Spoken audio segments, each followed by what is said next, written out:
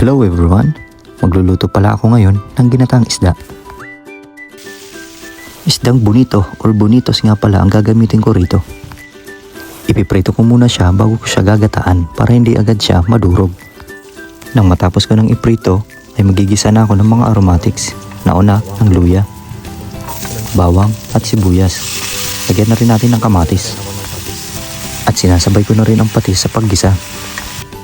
Ilalagay ko na rin ang gata at hihintayin ko lang itong kumulo. At dito nga ay naglagay lang ako ng paminta at MSG. At sa punto nga ito, nilagay ko na ang gulay na talong at ang isda.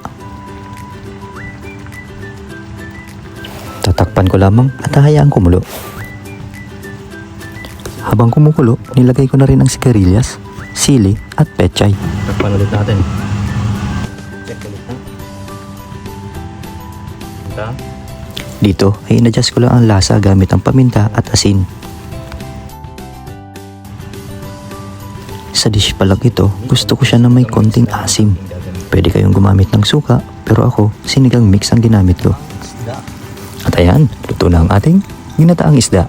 Salamat! Thank you nga pala sa Flavors of Asia. Diyan ko nabili ang isda at ang mga gulay natin.